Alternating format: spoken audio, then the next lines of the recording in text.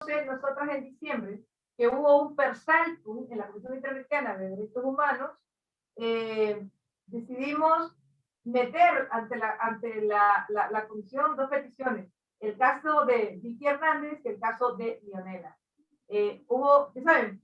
Algunos y algunas que nos están escuchando, cuando hablamos de un persaltum, es que cuando una mete una petición, pueden responderle 2 o 3 años después porque una va haciendo fila.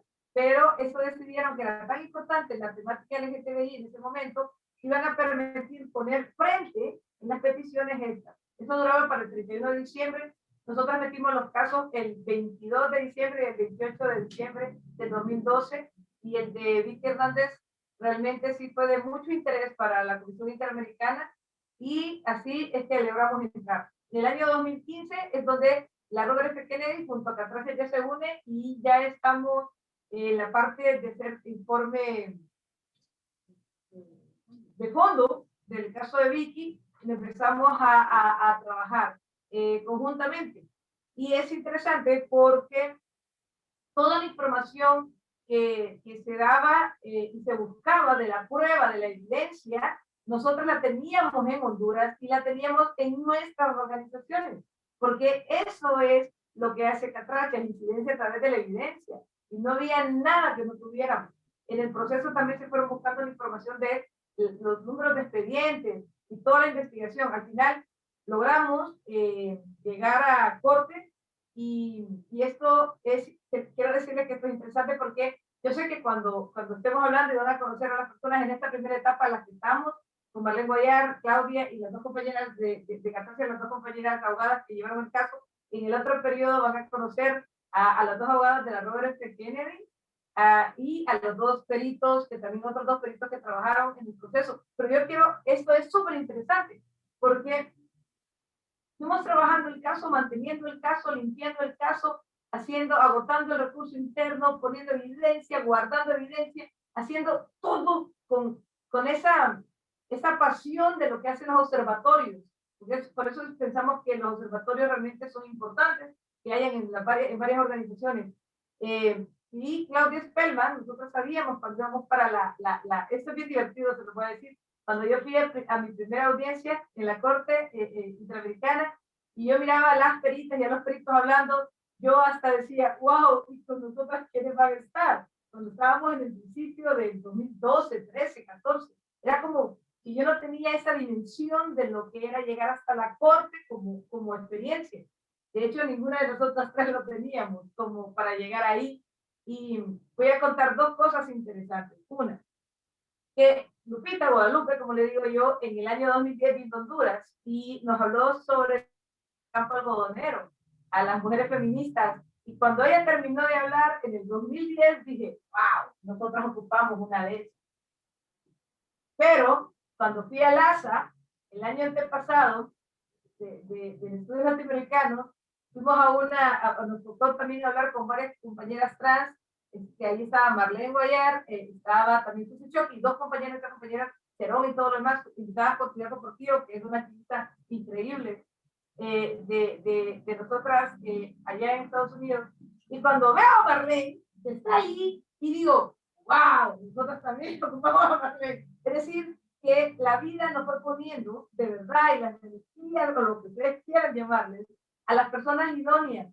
Entonces, íbamos a tener en la Corte Interamericana de Derechos Humanos a una perita trans, a una testiga trans, con un caso trans manejado por una organización lésbica, un perito gay. Entonces, pero este perito era especialmente obviamente de la comisión, y tenemos a Edgar, que es un perito espectacular que habla sobre patrones y ejecuciones extrajudiciales, que es maravilloso. Ustedes no lo han visto porque no ha pasado en cámara, pero ustedes lo han tenido la oportunidad de estar con él.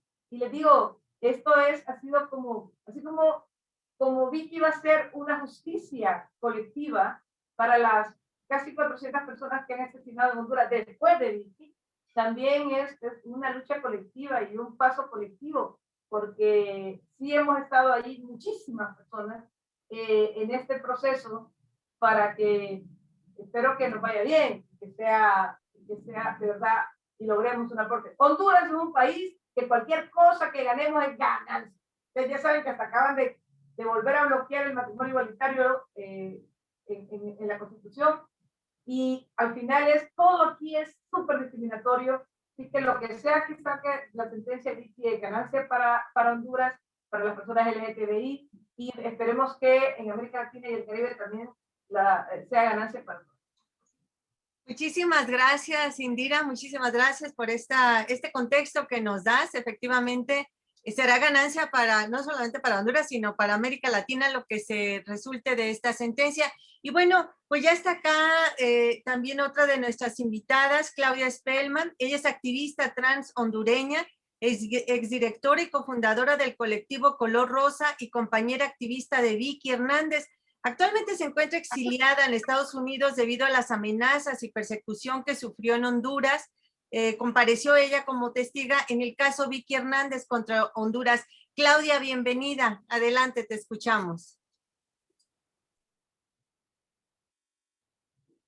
Te voy a pedir que actives tu audio, por favor. Oh, sorry, no sabía. Ok, hola a todos y a todas. Buen día. Quiero agradecer de verdad que me hayan invitado a ese conversatorio que es tan importante para mí en el caso de mi compañera Vicky Hernández, activista, defensora de derechos humanos, miembro del colectivo Unidad Color Rosa. Yo soy Claudia Spellman, actualmente estoy exiliada en los Estados Unidos, pues como lo dijo antes usted, por los continuas amenazas a muerte, por los continuos atropellos y discriminación a mi persona. El caso de Vicky Hernández es muy importante para mí y de verdad que agradezco a la organización Catracha, en especial a Indira, por haberme tomado en cuenta en este proceso tan importante.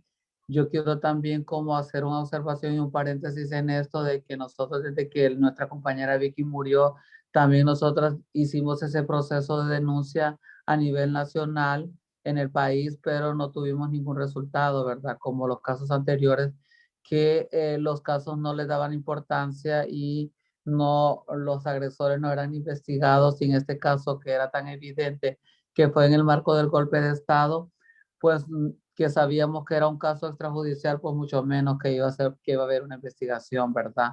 La investigación no se dio, no se castigaron a los culpables y pues la organización Catrachas, la Catrachas, pues tuvo la iniciativa de llevar este corte llevar este caso a instancias internacionales y muy bien, ¿verdad? Porque la verdad nosotros no pudimos hacerlo, no teníamos el conocimiento ni las herramientas, pero sin embargo nuestras compañeras nos apoyaron en eso y de verdad que estamos sumamente agradecidas. En principal yo como exdirectora del colectivo Unidad Color Rosa, que Vicky fue una compañera que me acompañó en muchos procesos y que fue una representante, una figura pública de nuestra organización como defensora de los derechos humanos y que lamentablemente fue víctima de del golpe de Estado y de este sistema patriarcal discriminatorio que vivimos en Honduras, y de muchas consecuencias que pasaron y que vivimos la comunidad trans. Y me parece tan importante este caso y emblemático. Claro que todas las muertes son importantes, ¿verdad? Pero el caso de Vicky Hernández es emblemático porque por muchas circunstancias, pues, primero que todo, que era una persona trans, defensora de derechos humanos, y segundo, de que fue asesinada en el marco del golpe de Estado, cuando únicamente transitaban entes gubernamentales y cuando el país estaba militarizado. Entonces, evidentemente, los culpables pues, fueron personas del gobierno, fueron personas que trabajaban directamente con el gobierno y fueron personas militares o policías. Bueno, básicamente policías, porque también es muy curioso porque también existían dos compañeras que también eran miembros del colectivo Unidad Color Rosa, que fueron testigos pues de la muerte de Vicky. No vieron exactamente cuándo la mataron, pero estaban con ella cuando la patrulla quería arrestarlas para llevarlas por el golpe, porque había estado de sitio, toque de queda, y las compañeras salieron huyendo en diferentes lugares porque sí era una estrategia de nuestra organización que trabajaba en tres ejes, que trabaja actualmente también tres ejes importantes, que es el tema de, como tres objetivos principales, el tema de la prevención, atención integral de VIH, derechos humanos e incidencia política. Y uno de los temas importantes era de qué manera actuar cuando la policía nos quería arrestar o pedía la requisición nuestra obligatoriamente, y era el tema de buscar estrategias para no sufrir los maltratos de los derechos humanos por parte de ellos.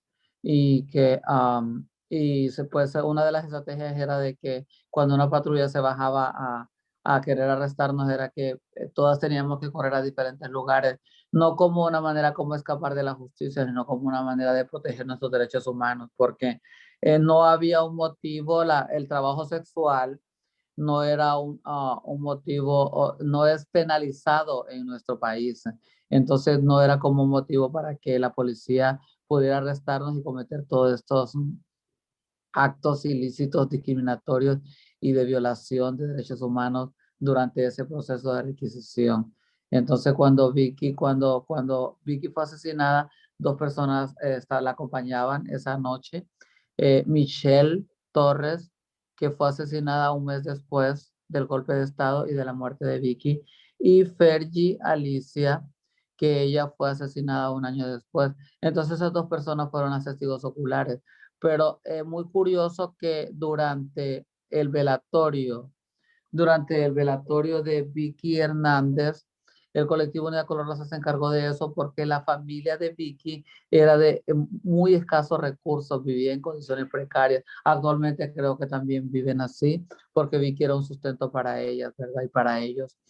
Y no tenían la posibilidad de darle un entierro digno un entierro digno, un velatorio digno. Pues el colectivo Unidad Color Rosa se comprometió a poder conseguir. No teníamos un presupuesto, porque también las donaciones que conseguíamos eran muy mínimas y eran actualmente en ese momento para actividades puntuales. Entonces pudimos conseguir una caja y un terreno por ahí para poder darle un velatorio digno. Se preparó el cuerpo en la organización, como era de costumbre, porque tampoco solo fue el cuerpo de Vicky que se veló en la organización, sino que otros cuerpos también de que fueron asesinados. Pero lo muy curioso en el cuerpo de Vicky era de que mi compañera que la vistió con otra y que actualmente está asilada en los Estados Unidos, encontró que a Vicky no se le había practicado autopsia.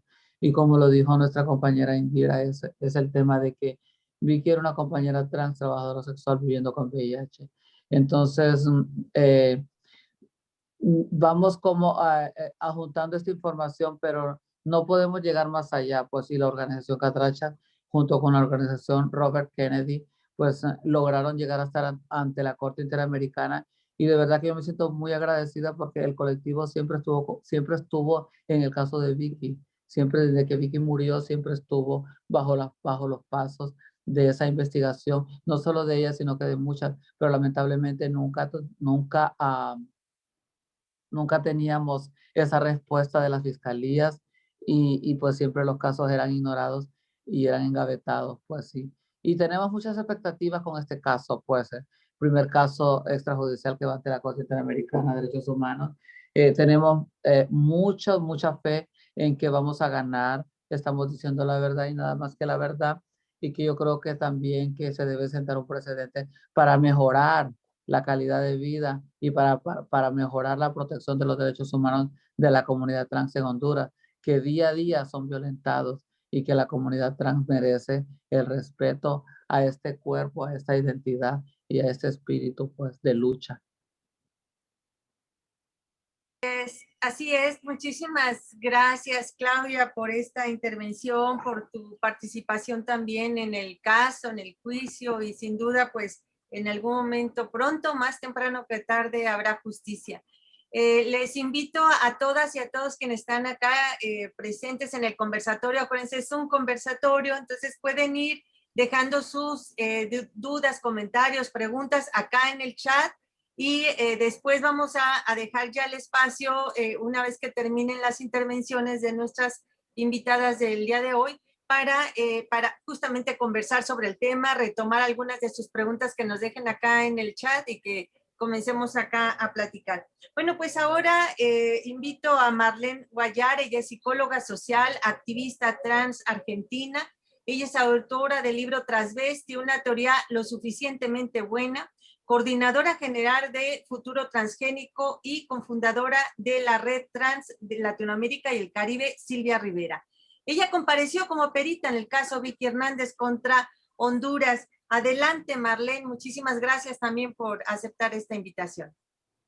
No, muchas gracias a ustedes por que circule y dialoguemos sobre estos temas para poder juntar estrategias, fuerza de impacto.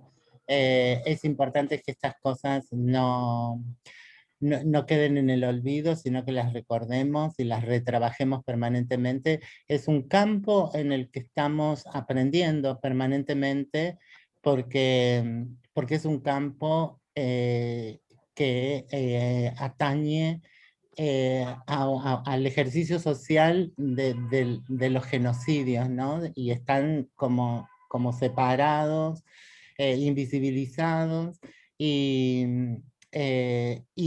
particularmente para las comunidades subalternizadas, como en este caso la comunidad trans, pero podemos decir de las disidencias sexogenéricas y otros colectivos como los colectivos de mujeres migrantes, de mujeres originarias, las personas originarias, los jóvenes en general. Están sumamente invisibilizados, ¿no? Y están imbricados, así que tenemos que aprender todos y todas para poder poner un freno a los estados, y de ahí la importancia radical de que este caso haya llegado a la Corte Interamericana y la Corte esté ocupándose del tema. En ciernes estará su fallo y sentando precedentes que esperamos, como todas las personas, que sea un fallo positivo, que haga justicia por primera vez. A mí se me convoca desde Catrachas, lo decía Indira, nos conocimos, fue un acto de casualidad, digamos, en Lhasa, en Estados Unidos, y ahí empezó Catrachas a arguir la posibilidad de que podamos ser personas de nuestra propia comunidad, las que, así como ellas habían investigado y habían preservado pruebas, evidencias, pudiéramos también yo soy argentina, vivo en Buenos Aires, pero desde ahí buscar la pertinencia de que hable de las condiciones contextuales, ¿no? Más allá de las particularidades en ese momento de Honduras, pero la generalidad que se va repitiendo a lo largo de toda Latinoamérica. En ese sentido, a mí se me pedía como perita la contextualidad, la especificidad e importancia del transfemicidio y cómo sería en sus repercusiones. Por supuesto que con tanta pobreza que tenemos respecto de acceso a la justicia, queríamos volcar todo. Si hay un tiempo limitado, una pertinencia limitada, así que ahí con Indira, con Cerón, estuvimos recortando y ajustando lo que la Corte nos pedía, y que tiene que ver con esto, la responsabilidad estatal en todos los casos de transfemicidio o crímenes por discriminación y odio de parte del Estado, que entendemos que le está dando un sentido a la sociedad de la que emerge, y en ese sentido, bueno, hay cuestiones muy claras, como decía Indira, en las leyes penales, en las leyes infrapenales de carácter contravencional o de códigos de convivencia. Y Honduras tiene lo severo de Honduras es que ha logrado poner en su constitución restricciones a un colectivo, por ejemplo, del matrimonio igualitario. Estos son discursos jurídicos que constituyen la realidad, construyen una realidad. Esta realidad ha sido, a partir de la conquista, el pensamiento monadal, único, de que la única condición la única manera de habitar el mundo en tanto sujetas y sujetos de derecho es en términos de la heterosexualidad obligatoria, siendo hombre o mujer. Y a partir de ahí se desprenden diferentes tipos de discursos jurídicos más específicos en carácter comunicacional, social, en los medios de comunicación, en los chistes, en la música, que tienen por un lado acciones activas, ¿no? Como decir, la prostitución está prohibida o no, el vestirse con ropas contrarias al sexo está prohibido o no, o cuestiones así, el escándalo y qué se considera escándalo en la vía pública o demás. Y por otro lado, las de omisión. En las de omisión actúan permanentemente y de forma muy exitosa en nosotras, porque no se habla de nosotras no se nos encuentra en textos escolares, en canciones, en ejemplos positivos de personas trans estando al frente de cualquier rol social, social laboral, social educativo, brindando salud y demás, porque tenemos esas condiciones negadas previamente. Hay todos unos discursos que cada quien va a leer de manera discrecional, ¿no? Y de acuerdo e imbrincado con discursos más fundamentalistas, como son los religiosos, o los de derechas, los basados en el cientificismo que pretende que hay una única naturaleza y que es heterosexual, que es hombre o mujer, y que hay una correlación entre la genitalidad, el rol de género que se nos asigna y que debemos seguir, las prácticas sexuales y la vida en general, ¿no? Nos predestina. Cuando nosotros rompemos esos mandatos, cae de manera punitiva muy fuertemente el orden prohibicionista, ¿no?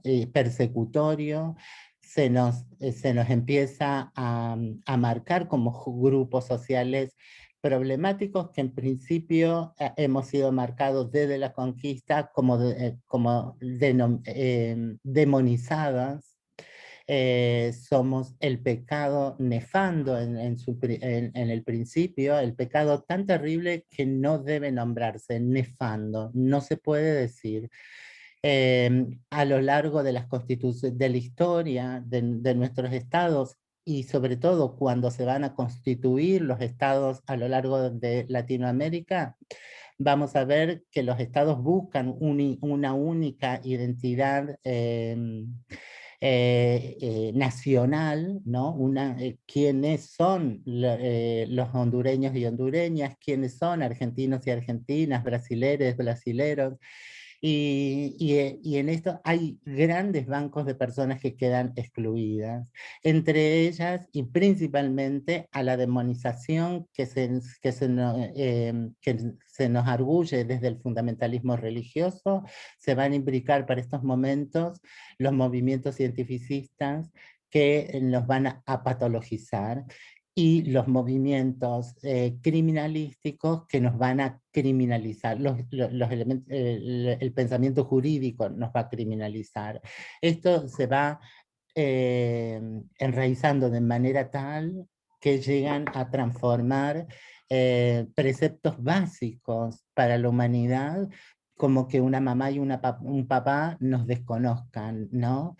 Aún habiéndonos concebido, aún habiéndonos parido y tenido en sus brazos, al momento en que nosotras decimos soy lesbiana, soy gay, soy trans, travesti, muxe, lo que fuera, que está por fuera de lo heterosexual obligatorio, se desconocen las responsabilidades, se nos desconoce en términos de amor, se nos desconoce en términos de protección, de cobijo, cosas fundamentales que en otro caso no existirían.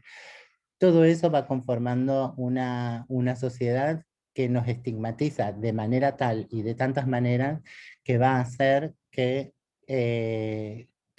sea el perpetrador de un crimen de odio una persona común de la sociedad, o sea, a través de una persecución sistemática, como se puede ver en caso puntualmente con Vicky, que no fue la única asesinada, ni la primera asesinada en ese golpe de Estado, es parte de un grupo, pero es la única de la que gracias a Catracha se ha podido ir recolectando pruebas, evidencias y ver, la responsabilidad activa de un Estado que de manera sistemática persigue, discrimina, asesina, habilitando esto a otros discursos de odio, habilitando a que se nos prive de educación cuando somos más niñas, habilitando a que ser expulsadas del hogar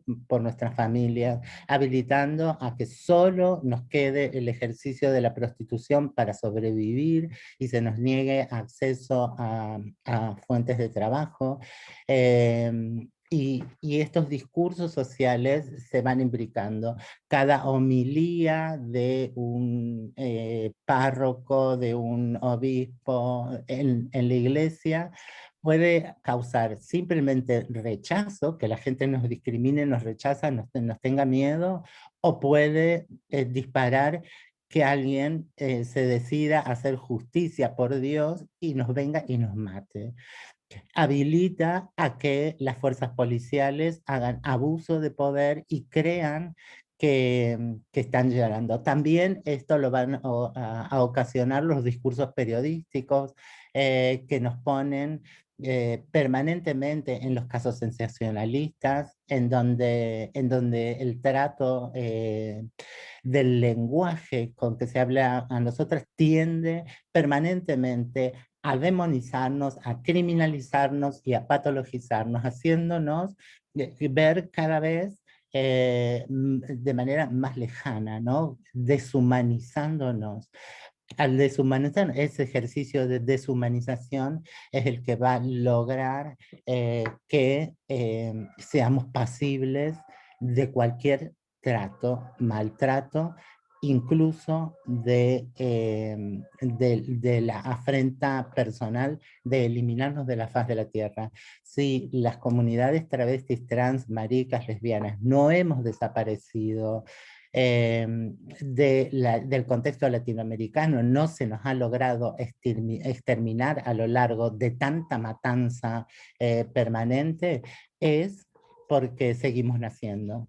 No, en algunos casos esporádicos Claudia ha podido migrar, yo he podido en mi país luchar, conseguir leyes junto a otras compañeras y compañeros y estar en una posición de privilegio, en una capital correcta políticamente, y me he podido escapar de estas cosas. He superado el promedio de vida que tenemos estimativamente a lo largo de todo el continente de 35 años de vida, pero en general ese es nuestro promedio y, y solo seguimos caminando porque seguimos naciendo, ¿no?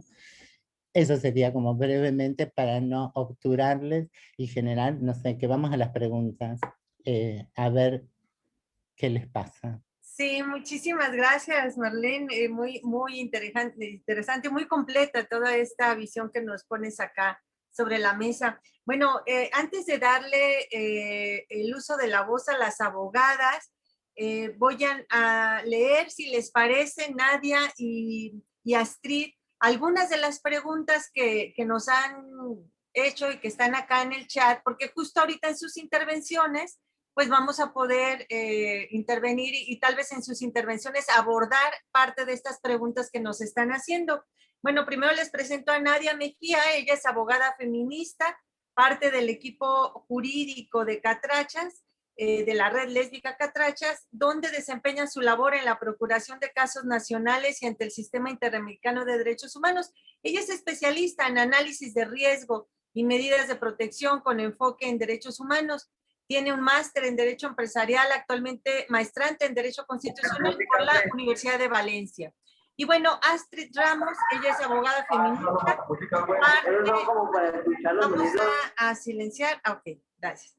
Astrid, que es abogada feminista, es parte del equipo jurídico también de la red lésbica Catrachas, donde desempeña su labor en la procuración de casos nacionales ante el Sistema Interamericano de Derechos Humanos. Ella es maestrante en Derecho Constitucional también por la Universidad de Valencia. Bienvenidas y muchísimas gracias por aceptar este conversatorio. Les leo algunas de las preguntas, Nadia y Astrid, para que ahorita que ustedes intervengan en su exposición, pues aprovechemos para que puedan aclarar algunas.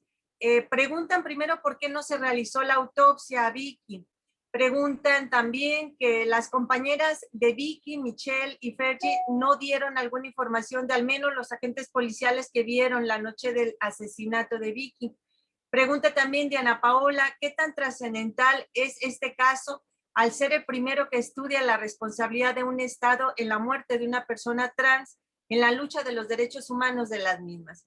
Zoe nos comenta, dice, hola, buenas tardes, saludos desde Europa, soy Zoe, una sobreviviente de una tentativa de feminicidio. La agresión ocurrió en el mes de septiembre del 2020 en el estado de Colima, en México, de donde es originaria. Lamentablemente la fiscalía no ha hecho nada, no hay orden de aprehensión en contra de su agresor cuando fueron 3 hombres y 2 mujeres. Tristemente la fiscalía, la primera línea dice que es por pasional, ¿no? Típico que digan delitos pasionales, por el hecho de ser mujer trans. No sé qué más hacer, lamentablemente. He estado en colectivos que no ha recibido el apoyo y pregunta cómo es que le hicieron ustedes para llegar hasta la Corte Interamericana. Gracias, Zoe, por tu intervención. Diana Paola nos pregunta, buenas tardes, referente a la interseccionalidad de Vicky. Si ella hubiera sido solo mujer, ¿consideran que las cosas hubieran sido diferentes? Mariana Chávez nos dice, la red Catrachas ha sido atacada o violentada desde que se inició el juicio de Vicky Hernández. Les pregunto a ustedes si las han querido callar de alguna manera para que no sigan el caso. Irma Araceli nos pregunta por qué el Estado no tiene estadísticas y registros de muertes violentas de personas tanto transexuales como LGBTI. Pues Zoe Abraham pregunta, dice, ¿hay alguna forma de encontrar a los agentes policiales y darles el castigo correspondiente en el caso de Vicky? Cristina Flores nos dice, ¿por qué demoró tanto tiempo en hablar sobre el caso de Vicky si ya había vivido episodios o situaciones parecidas en este caso? Noemí nos dice, ¿qué beneficios traerá el caso de Vicky Hernández para la comunidad LGBTI en Honduras y a nivel nacional e internacional? Nos pregunta Irma Araceli, ¿qué pasó con los presuntos culpables de la fuerza pública? Diana Paola dice: el que se reconozca el caso de Vicky como transfeminicidio o transfemicidio ayuda a la regulación o adoptación del término por la ley. Y finalmente, Maraceli nos pregunta: ¿por qué después de 11 años del asesinato de Vicky Hernández se tuvo apenas hasta el 2020 la primera audiencia pública? Bueno, aquí algunos de los comentarios. Entonces, ahora sí, Nadia, Astrid, le cedo el uso de la voz. Adelante, bienvenidas y muchas gracias por este conversatorio con ustedes. Hola, muchas gracias por el espacio. Bueno, creo que vamos a hacer una dinámica con Astrid, que también se van complementando a dar ciertas respuestas a las preguntas que nos han realizado. Primero, pues en mi caso voy a hablar un poco más sobre los hechos que consideramos sumamente relevantes y que crean esa fuerza, los argumentos jurídicos y para generar esos nuevos estándares dentro del sistema interamericano para la protección de las personas trans y también hacia todas las personas LGBTI, ¿no? Pues como en mi caso, primero voy a hablar ciertos hechos que vimos dentro o que observamos dentro de la vida de Vicky y que fueron elementales para ver que realmente la discriminación y el continuum de violencia hacia las mujeres trans existe y que continúa realizándose, ¿no? Pues en el caso de Vicky, ella a sus inicios, antes de hacer la transición, pues ella creció en una familia bastante unida con su mamá, con sus hermanas, pero pues nunca tuvo ese acceso a la educación, a la salud, y pues tuvo que buscar diferentes formas de poder apoyar a la familia económicamente, ¿no? Pero, sin embargo, pues ya existía esa discriminación por su orientación sexual, decirlo así, o por su expresión de género, ya que Vicky se notaba que pues no cumplía con los mismos patrones heterosexuales, ¿no? Entonces, les era muy difícil conseguir ese trabajo o rápidamente la despedían en los diferentes centros de trabajo que duraba 2, 3 semanas. Entonces, ante esa necesidad de tener un sustento económico y apoyar a su familia, Vicky decide emigrar a Guatemala, porque le habían mencionado de que ahí habían otras oportunidades laborales. Ahí es donde Vicky hace su transición. Y se dedica al trabajo sexual. Ahí precisamente es donde conoce también a Claudia Spellman, que estoy segura que Claudia Spellman detalló sobre este importante elemento, porque al conocer a Claudia Spellman, Vicky se le dio esa apertura de ver que existían organizaciones de derechos humanos que velaban por los derechos de las mujeres trans.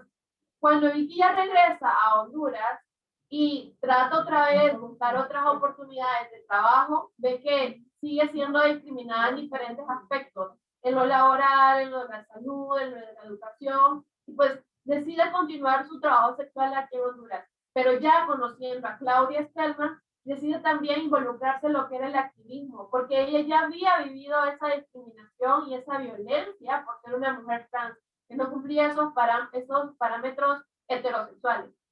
Claudia Spellman la empodera, que estoy segura que también Claudia Spellman le explicó cómo Vicky se involucró a la Defensoría de Derechos Humanos y al activismo. Vicky se empodera del tema y empieza a ayudar a otras mujeres trans que se dedicaban al trabajo sexual. Sin embargo, durante todo ese tiempo, Vicky también sufrió otro tipo de violencia. En una ocasión, recibió un machetazo por un guardia de seguridad privada y Vicky acudió a la posta policial más cercana. No obstante, cuando solicita la ayuda de los policías le dijeron de que no la iban a ayudar y que no valía ningún centavo. Ante eso, pues Vicky tuvo que solicitar apoyo a amigos que vivían ahí, muy cercanos a su familia, y fue donde acudieron al centro de salud más cercano, la atendieron, pero Vicky estuvo casi 6 meses para poder recuperarse de esa lesión. Presentaron la denuncia, sin embargo, pues no hubo avances sobre lo mismo, no se volvieron a contactar con Vicky para tomar una declaración, y aún sabiendo de que sí habían identificado al agresor, que era un guardia de seguridad privada. Posteriormente a esa agresión fue cuando lamentablemente asesinan a Vicky Hernández, que eso Indira Mendoza ya lo había explicado un poco, que fue en la madrugada del 28 amanecer 29 de junio, la primera noche del golpe de Estado, donde ya había un toque de queda y que solo policías y militares estaban en la custodia de las calles y de los lugares públicos para mantener el orden. Al día siguiente, digamos, tipo 9 de la mañana, es cuando aparece la noticia de que habían asesinado a un hombre vestido de mujer, ¿verdad? O sea, partiendo de ahí, hasta los medios de comunicación no tienen ese lenguaje de cómo dirigirse a las personas LGBTI. Y ya por la tarde, la mamá de Vicky, muy preocupada, tratando de contactar o saber cómo estaba Vicky, porque Vicky el fin de semana había estado con ella y les dijo de que necesitaba ir a hacer un mandado, pero que iba a regresar esa noche a cenar. Sin embargo, pues no regresó. La mamá de Vicky trató de contactarla, llamó a varias de sus amistades cuando logra comunicarse con Alicia Fergie, y es quien le comunica sobre el asesinato de Vicky Hernández. La mamá, al momento de enterarse, y estaba un poco descompensada, entonces las hermanas de Vicky son las que acuden a la morgue para poder retirar el cuerpo. En ese momento, pues me imagino que ya los médicos forenses, al ver su expresión y su identidad de género de Vicky Hernández, ya estaban bastante prejuiciosos sobre si realizarle o no la autopsia, pero ya cuando estaban amistades de Vicky Hernández y la familia de Vicky Hernández se enteran de que es VIH positivo, entonces no le realizan la autopsia y envían y hacen una nota donde les dicen de que no habían realizado la autopsia por ser VIH positivo. O sea, partiendo de ahí también ya comienza las falencias dentro de la investigación por el mismo prejuicio que existía también por parte de los operadores de justicia.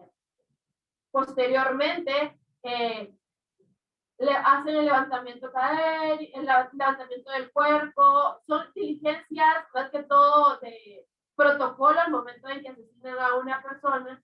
Sin embargo, hasta el 2011 es que la policía de investigación se pone en contacto con la familia de Vicky, con la mamá de Vicky, para tomarle su testimonio. No obstante, desde el 2011 al momento en que asesinan a Vicky Hernández, es importante destacar que asesinan también a las dos testigos que presenciaron el asesinato de Vicky Hernández, Alicia Fergie y Michelle. Michelle fue asesinada 2 meses posteriores al asesinato de Vicky Hernández y Alicia Fergie en el año 2011.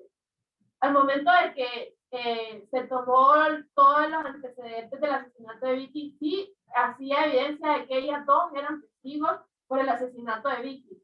No obstante, no les tomaron la declaración, los testimonios, y así como la falta de debida diligencia y las investigaciones tardías sí llegan ya al testimonio de la mamá de Vicky hasta el 2011, y pues obviamente en todo este proceso ya era mucho más difícil poder cumplir con los criterios de la debida diligencia en una investigación.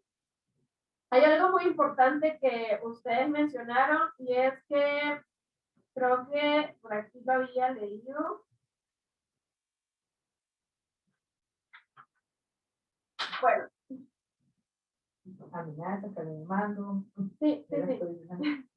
Bueno, sí, habían hablado hicieron una pregunta sobre si la organización había recibido amenazas por el manejo de este caso. Pues es bien particular que al momento de la audiencia, durante todo este tiempo que el caso se llevó, porque el proceso de la investigación o que el caso estaba en instancias nacionales, realmente nosotros acudimos al Ministerio Público para solicitar información sobre el avance de las investigaciones. No obstante, ni siquiera nos prestaban el expediente investigativo. Es ahí hasta como por el 2015, ya 6 años después del asesinato de Vicky Hernández, donde nos prestan el expediente y había mínimamente ciertas diligencias investigativas sin ningún resultado. No obstante, el caso ya estaba ingresado ante el sistema interamericano. Ya cuando estamos en el 2019 y que el caso se eleva ante la Corte Interamericana, nuevamente los oficiales de investigación se ponen en contacto con la mamá de Vicky para volverla a tomar otro testimonio, otra declaración que obviamente no cambiaba a la primera que dio en el 2011.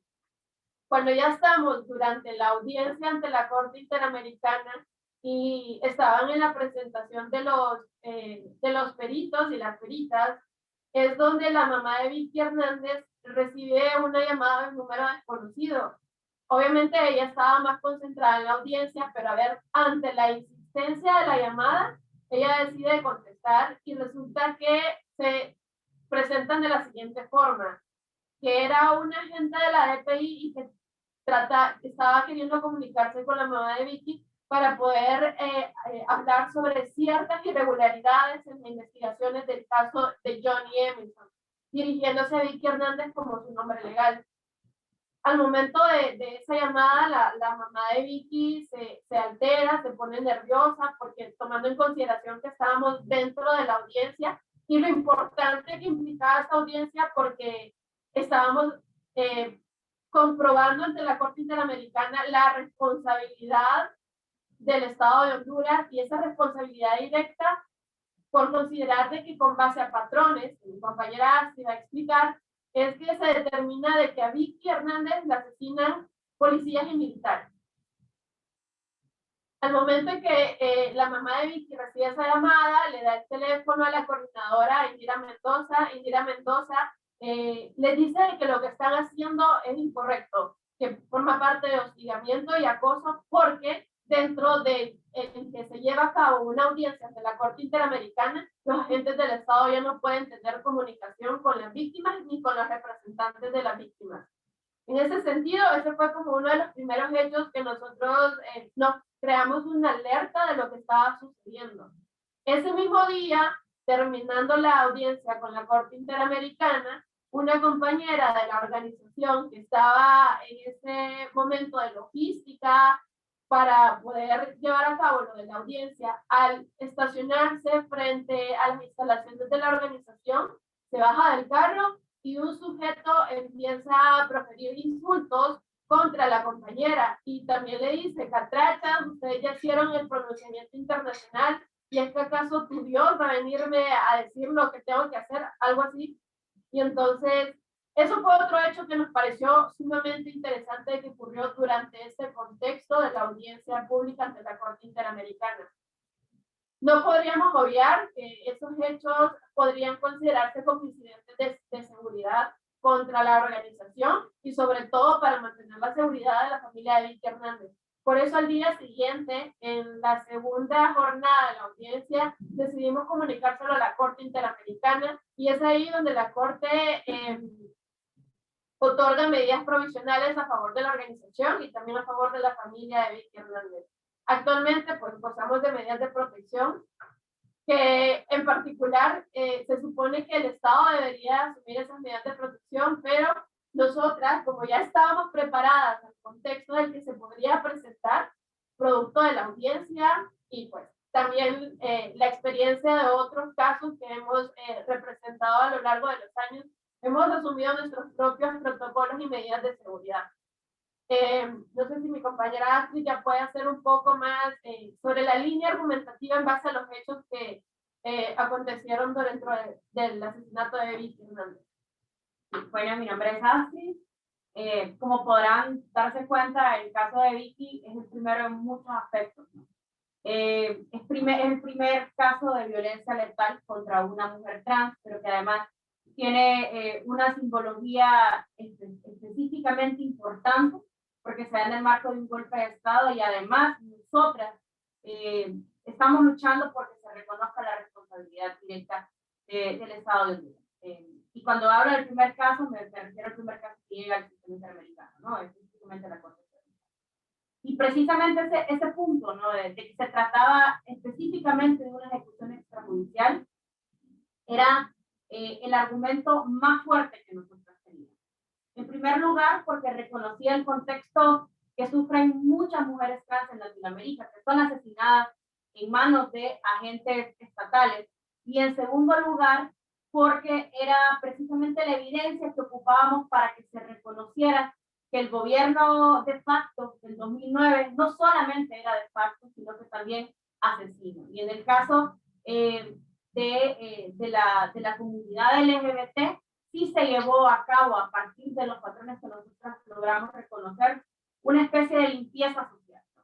Y es precisamente el asesinato de Vicky, el primer día del golpe de Estado, el asesinato que marca, digamos, esa tendencia que ahora es irreversible de recrudecimiento de violencia en contra de personas LGBTI. Mencionarles, ¿verdad?, que el 29 de junio, un día después del golpe, aparecieron asesinadas 3 mujeres trans. 2 en el Valle de Sula, una de ellas, Vicky Hernández, y una más en el Distrito Central, que es la capital de la República. Y al día siguiente asesinaron otra mujer. Es decir, en los primeros 2 días del golpe de Estado, asesinaron a 4 mujeres, que ya era un número bastante grande, porque en 10 años tan solo se habían asesinado 17. ¿no? Entonces, eso sí ya va marcando la pauta. Al momento nosotras de recopilar la información en el equipo técnico de Catracha, que en ese momento era Indira y otros compañeros más, van reconociendo patrones en esos 6 meses que dura el golpe de Estado. Y se da un total de muertes de 15 mujeres. Al momento nosotras ya de analizar a profundidad la información, pudimos detectar algunos patrones, como por ejemplo, que la mayoría, 11 de las mujeres trans fueron asesinadas en el Valle de Sula, es decir, estaba, digamos, nosotras tenemos la teoría, ¿no?, de que existía un escuadrón específico en el Valle de Sula que se encargaba de hacer esta limpieza. Los 15 cuerpos de estas mujeres fueron encontrados en la vía pública con signos de violencia extrema. 8 fueron por arma de fuego. 10 de estas mujeres trans se dedicaban a la prostitución. 10 de estas mujeres trans eran o parte de la directiva, activistas del colectivo TCP o beneficiarias de este colectivo. En 8 casos, nosotras tenemos evidencia de que había implicación de alguna manera de policía. 8 casos también fueron acaecidos durante el toque de queda o estado de excepción. Y pues a nosotros nos pareció que sí existía suficiente evidencia con estos patrones, ¿no?, de que había involucramiento. Y eso nos llevó a nosotros a defender la tesis de que se trataba de una ejecución extrajudicial. Precisamente en el segundo segmento de este conversatorio ustedes van a tener la oportunidad de hablar con Edgar Pérez. Edgar Pérez fue nuestro perito guatemalteco que se encargó de corroborar que ese patrón en efecto existía. Edgar tiene experiencia en identificar patrones de limpieza social contra poblaciones indígenas en el marco de la dictadura en Guatemala, ¿no? Y de hecho él nos decía, sí, hay patrones similares de limpieza que se parecen, ¿no?, entre las dinámicas, cómo eliminaron indígenas en Guatemala y cómo se eliminó a la población trans específicamente durante el golpe. Pero además otro de los argumentos más fuertes que nosotros teníamos era precisamente la falta de debida diligencia del Estado. No solo porque aún existiendo evidencia de que habían indicios para poder buscar una línea de investigación que descartara la participación estatal, no lo hicieron, pero además todo el estereotipo, los estereotipos y el prejuicio se impregnó en la investigación. Desde el hecho, por ejemplo, que nunca se refieren a Vicky con su nombre asumido, sino solamente con su nombre legal. El nombre de Michelle Torres, que fue una de las testigos, aparece en el expediente, pero aparece con su nombre legal también, por ejemplo. La tesis de la fiscalía siempre fue crimen pasional. Nunca, por ejemplo, abrieron líneas de investigación respecto de el activismo de Vicky o el hecho mismo de que se trataba de un asesinato en el marco de un toque de queda, ¿no?, de un golpe militar. Y además, esta cadena de impunidad para nosotros es otro argumento más que sustenta la tesis de la ejecución extrajudicial. Porque precisamente al no investigar, el Estado condena la impunidad del crimen. Y eso hace que los verdaderos responsables nunca sean enjuiciados.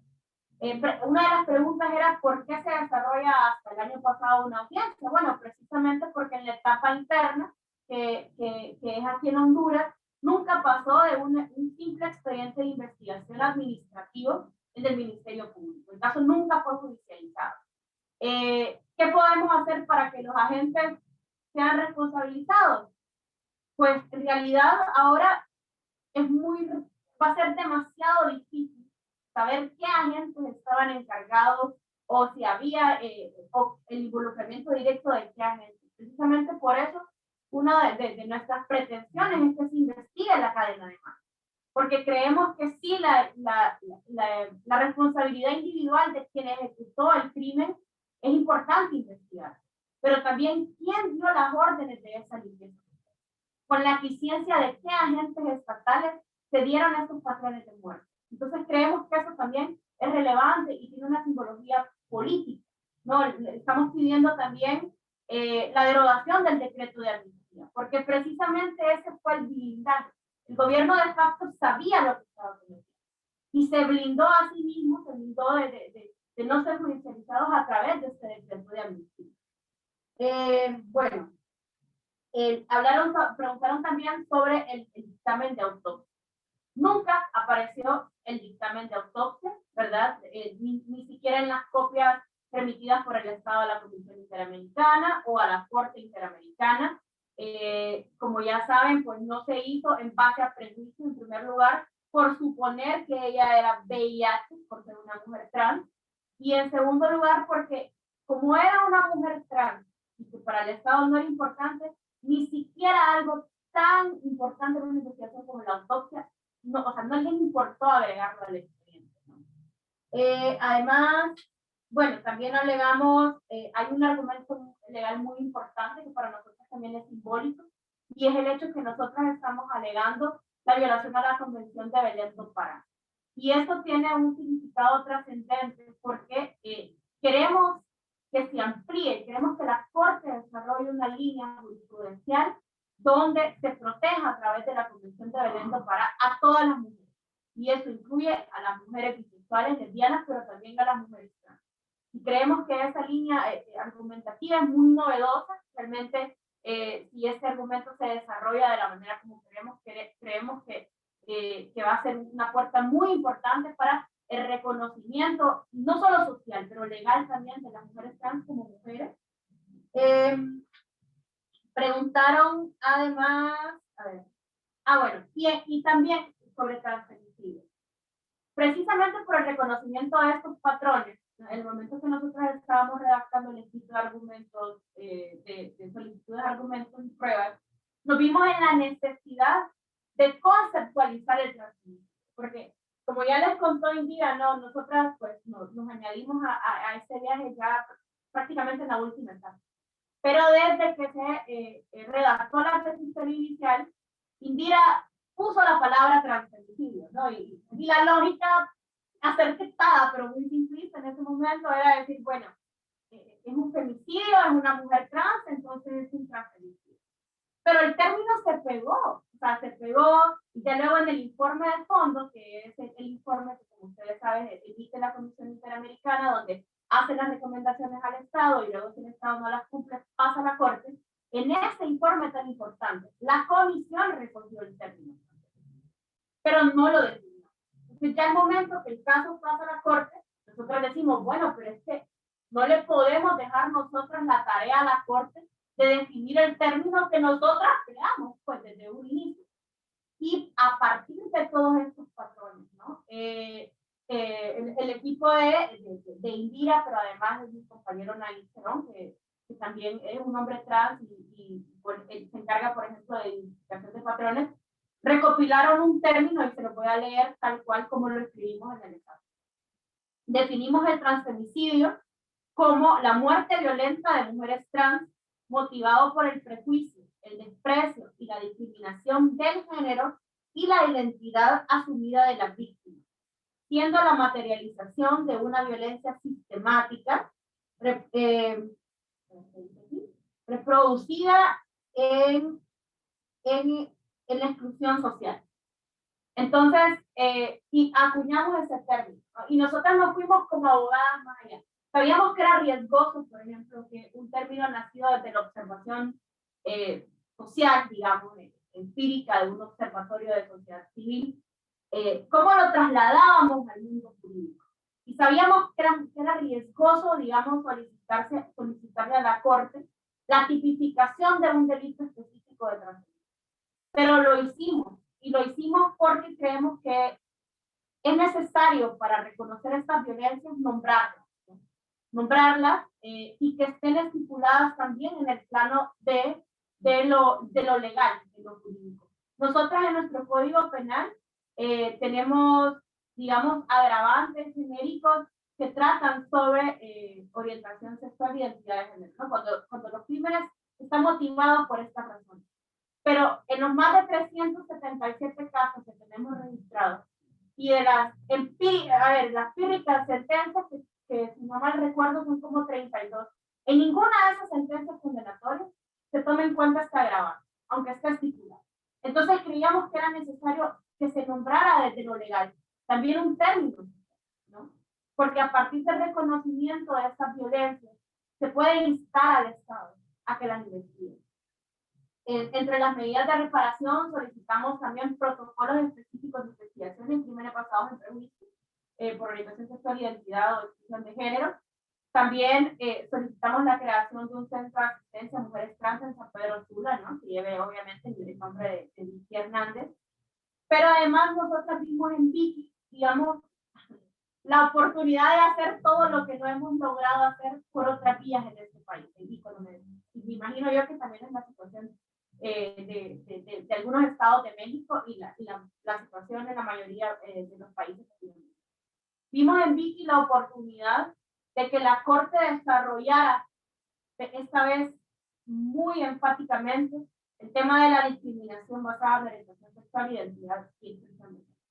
Y cómo también la legislación que tiene limitaciones basadas en estos aspectos es discriminatoria, pero además manda un mensaje de legitimación de esa discriminación a la población.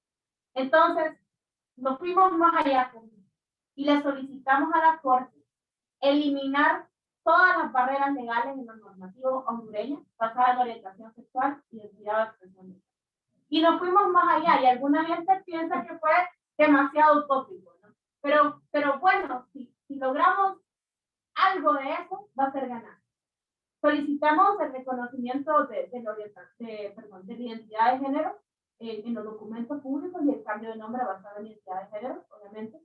Pero además, el matrimonio igualitario. Y ustedes dirán, ¿qué tiene que ver, verdad, una cosa con la otra? Pero precisamente porque queremos que la Corte reconozca que la discriminación legal, la discriminación normativa formal del Estado está mal y crea violencia social que se traduce en muerte. Solicitamos también la eliminación de la prohibición de la visita íntima en centros penitenciarios por personas LGBTI. Solicitamos también la eliminación de las limitaciones por donación de sangre solo por ser de una orientación sexual no normativa o por tener una identidad de género distinta. Y solicitamos muchas otras cosas, ¿no? Solicitamos, como ya les había dicho, la derogación del decreto de amnistía, que para nosotros es el blindaje que las personas que saben lo que se cometió en el golpe de Estado se autoimpusieron para nunca ser perseguidos, y la investigación de la cadena de mando. Y como, bueno, ustedes podrán ver, hay muchos aspectos que se entrelazan, ¿no? Y lo que hablaban ustedes de esa interseccionalidad de Vicky. Vicky era defensora de derechos humanos, era una mujer trans, se dedicaba a la prostitución, era activista, en fin, joven.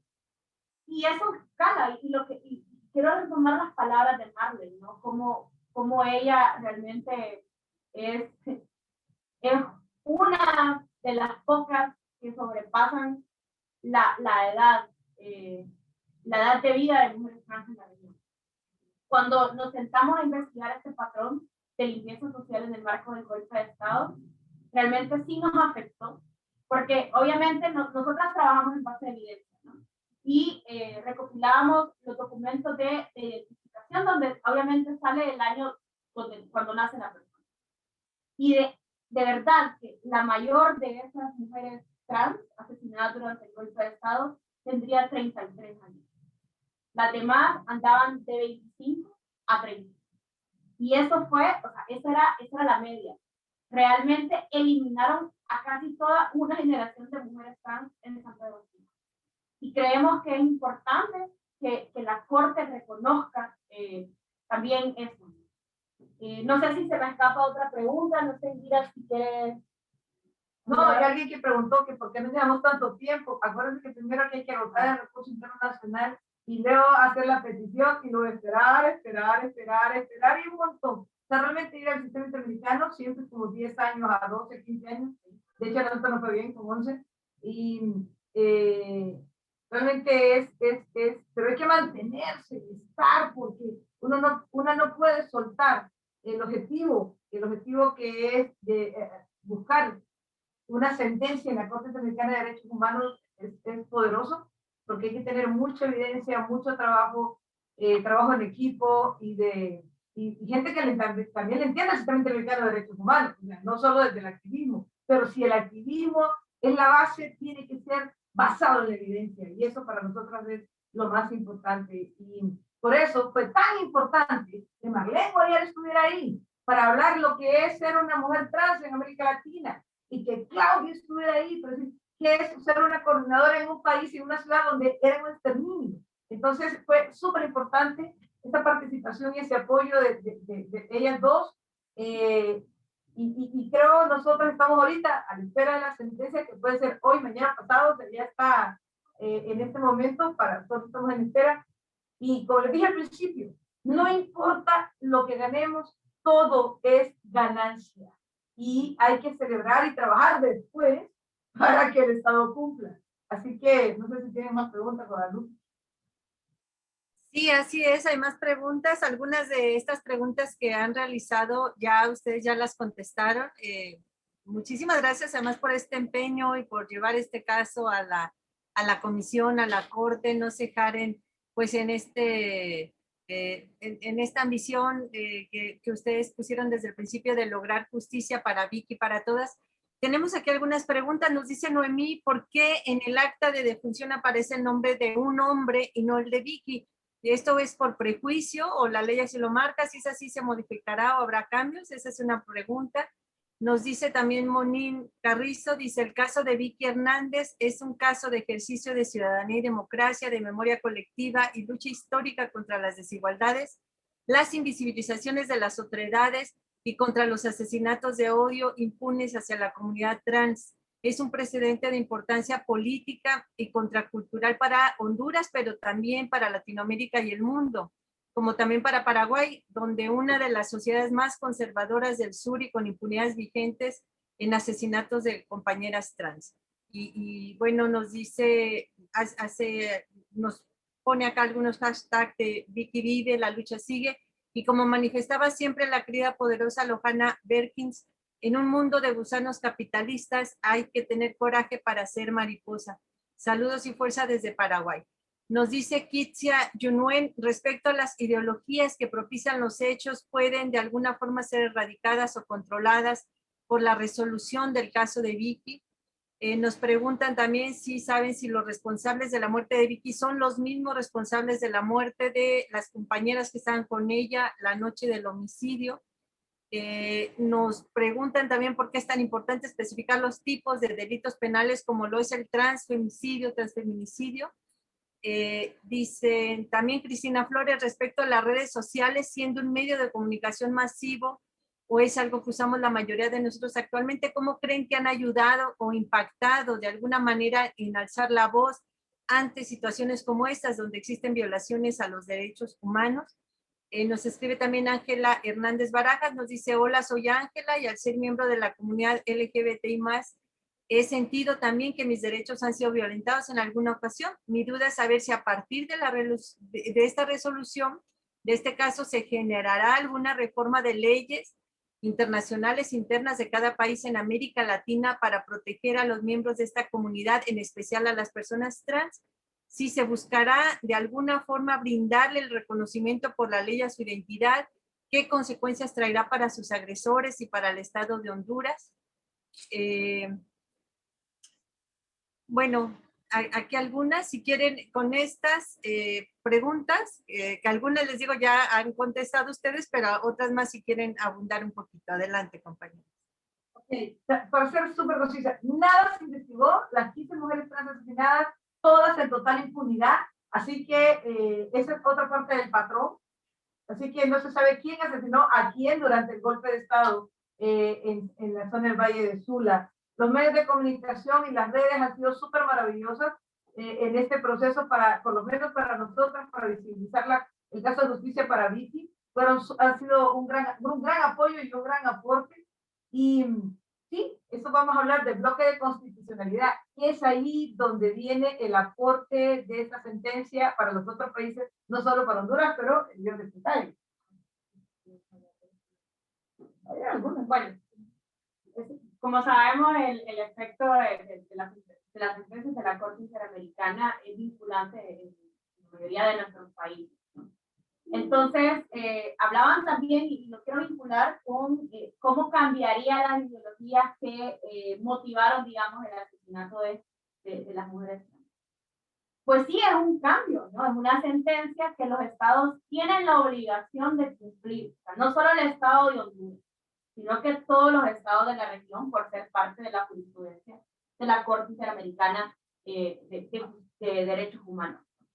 Eso se tiene que, los estados tienen el deber de hacer un control de convencionalidad y luego añadirlo al bloque de constitucionalidad, ¿no? Y es vinculante, tiene fuerza vinculante, es decir, lo que el Estado mande al Estado, lo que la Corte mande al Estado de Honduras a hacer, lo tienen que cumplir todos los países de la región. Quería hacer énfasis yo con la cuestión del transfemicidio, ¿no? ¿Por qué creemos que es importante nombrarlo desde lo que bueno, parte de esto, como dije en mi intervención, era nombrar el tipo de violencia. Pero es que además es una violencia muy específica en contra de las mujeres, que sí es violencia de género, pero que tiene, digamos, formas de ejecución y motivaciones también distintas a las que motivan la muerte de una mujer cisgénero.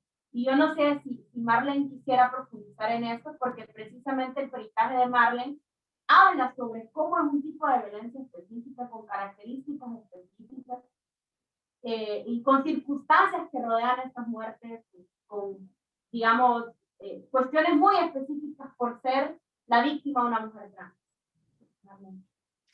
A ver, gracias.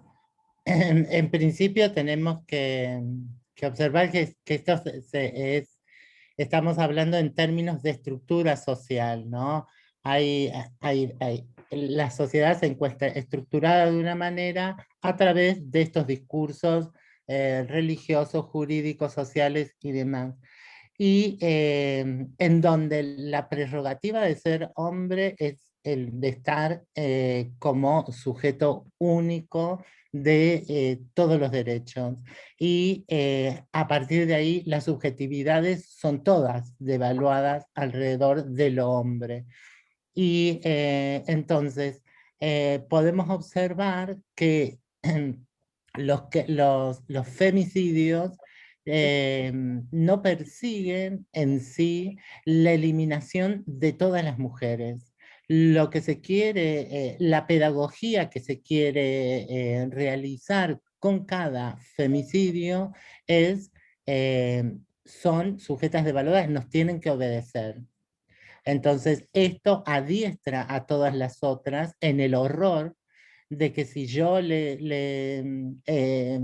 engaño a mi marido, de que si yo me quiero divorciar, de que yo me reclamo el dinero justo de mi trabajo, todas estas cuestiones, si yo exijo que mi trabajo sea reconocido, mis capacidades y demás, puedo ser pasible de asesinato y en manos de precisamente de quienes supuestamente nos están diciendo incluso te amo, ¿no? La mayoría de los transfemicidios son en términos de relaciones íntimas. Entonces, esto es lo que busca la pedagogía del patriarcado, es que las mujeres no exijan igualdad para que se consideren subalternizadas respecto del hombre, con todas sus prerrogativas. Con las personas trans, y por eso la importancia de la tipificación de transfemicidio es directamente la eliminación. no se las quiere sobre la faz de la tierra, no se nos quiere sobre la faz de la tierra. Y es que todas sepan que en algún momento vamos a ser eliminadas, que eso es lo que persigue esta sociedad. Además de que no nos movamos de los lugares en los que estamos, para los que se han habilitado para nuestro transitar, nuestro vivir, y las normas para las que están, porque somos alojadas en un sistema de apartheid, ¿no? Moderno, que son las zonas de prostitución, que las podemos transitar en ese tiempo, en ese espacio, pero también en ese tiempo. Tiene que ser a horario nocturno, donde las familias no nos vean, para el uso irrestricto de los varones. Y esos usos irrestrictos son todos. La mayoría querrán ir a hacer uso de servicios sexuales, pero también los que salen a divertirse con bat de béisbol para ver cómo se quiebran los huesos de una persona, o los policías que van a regentear la zona, cobrando peaje para cada una de las personas paradas ahí, que trabajen para ellos, no sé, dependiendo de las particularidades de las zonas. Hoy tenemos en algunas zonas en Argentina donde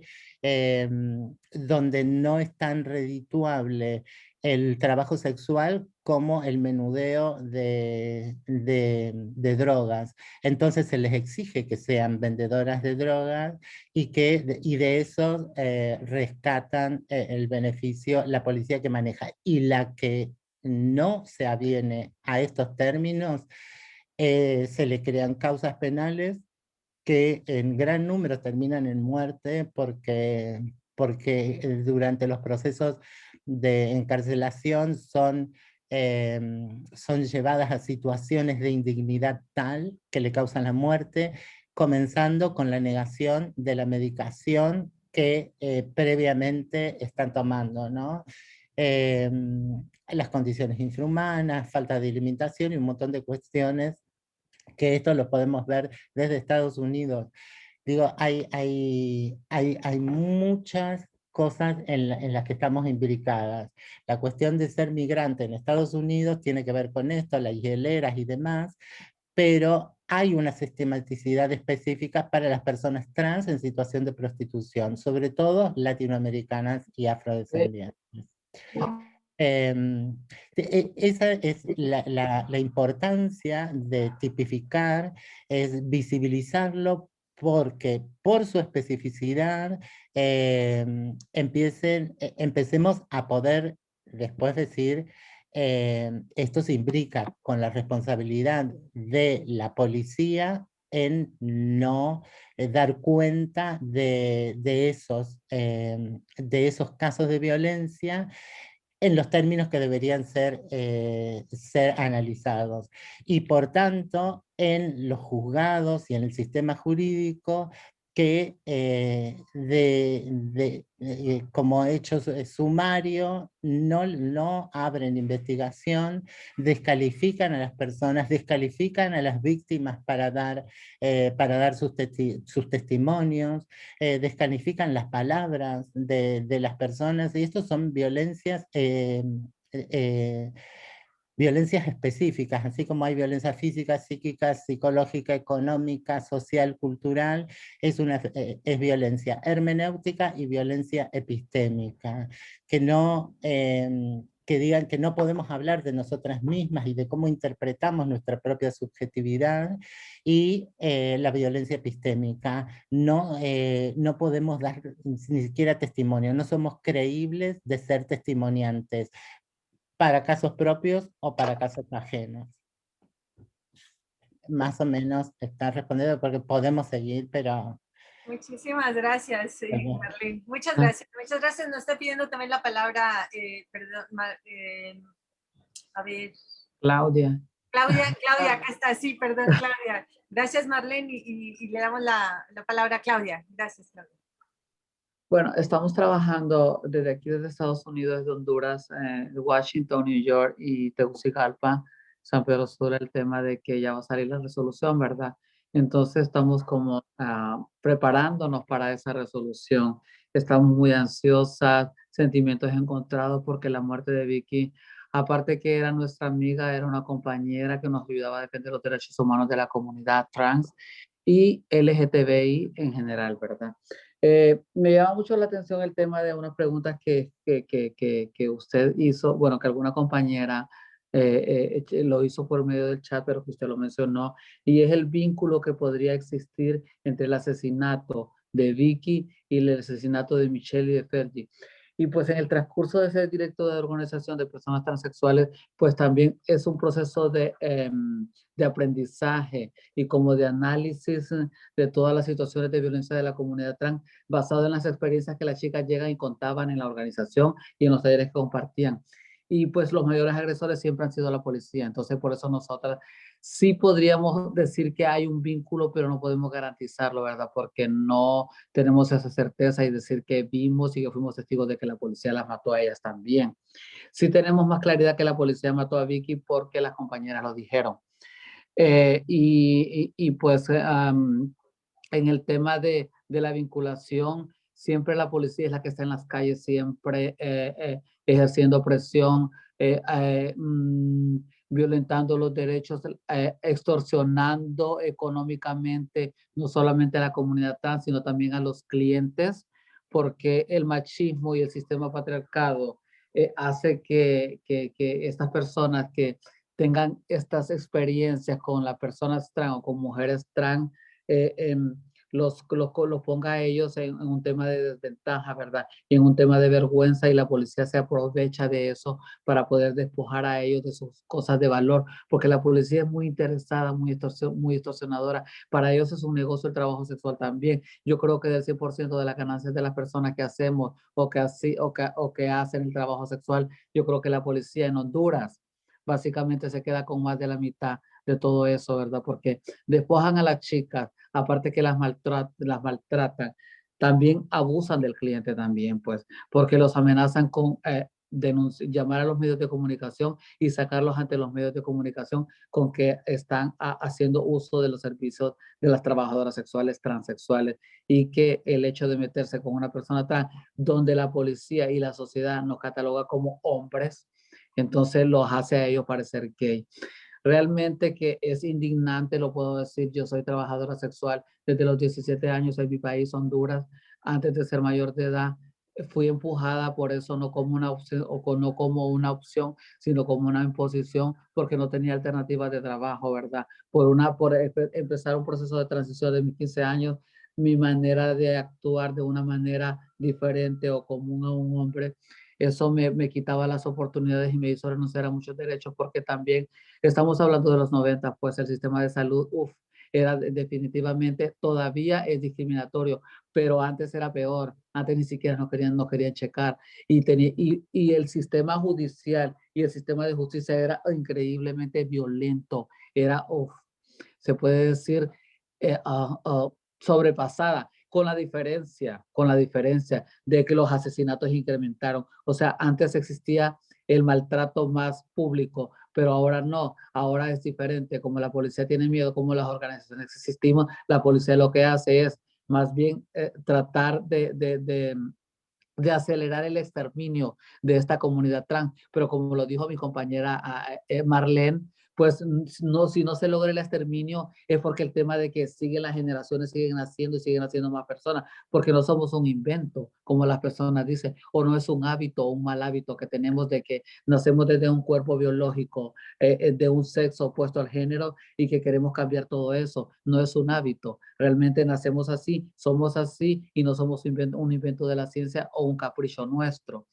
Entonces, yo también me siento sobreviviente y yo digo, oye, wow, yo le aplaudo a todas las defensoras, felicito a Catracha, felicito a todas las organizaciones, a todas las defensoras de derechos humanos de la comunidad LGTB de Honduras, porque yo, llegué a un momento que yo vivo 7 años en este país, trabajé, fui activista desde el 2017, pero llegué como a los 37 años, vine a llegar a este país, actualmente tengo 43 años, yo dije, oh my God, yo no puedo más porque sufrí muchos atentados, sufrí mucha violencia, extorsiones, violaciones físicas, psicológicas, tantas cosas que dije yo no puedo más, porque, una de dos, o me quedo en este país para luchar y soy asesinada, o me voy a otro país a buscar nuevas oportunidades, donde no tengo familia, donde no tengo amigos, donde no tengo una carrera política, una carrera universitaria, una carrera educativa, donde no hablo un lenguaje diferente, donde la cultura es diferente para poder sobrevivir. O sea, es muy duro tener que salir.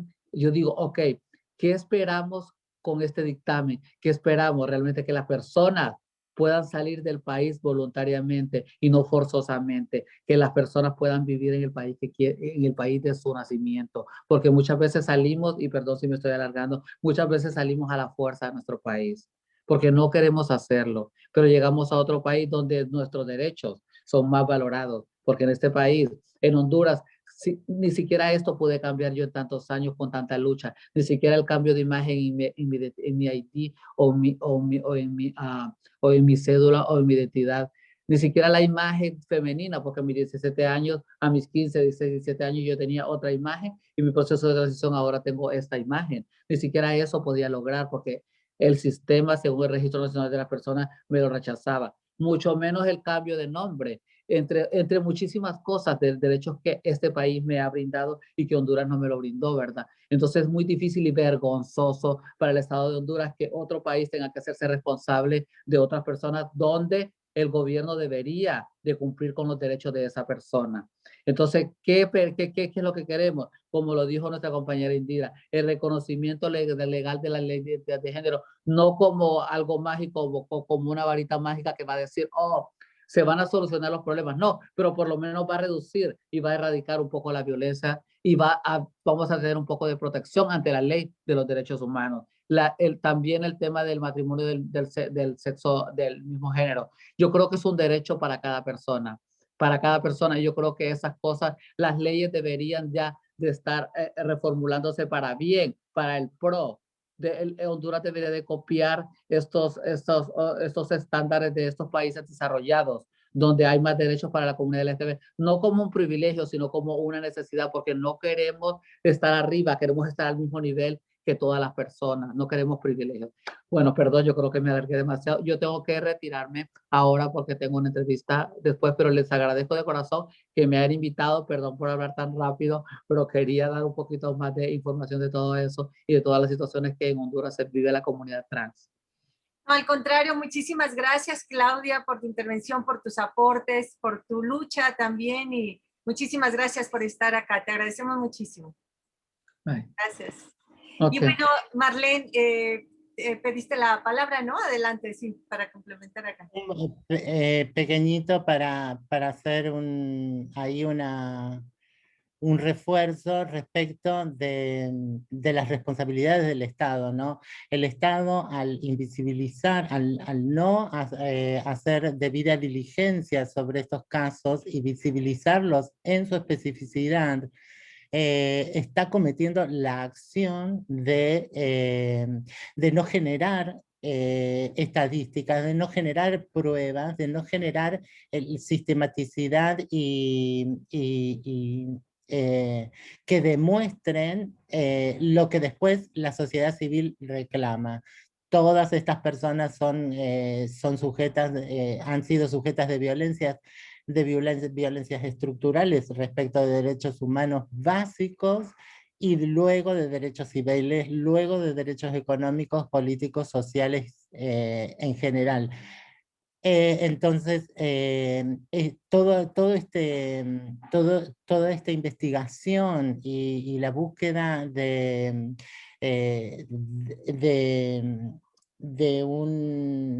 a través del observatorio, no me está saliendo la palabra, La red lésbica Catrachas. de Catrachas, no, pero la generación de que son, de que siguen patrones específicos, todo eso es obligación del Estado.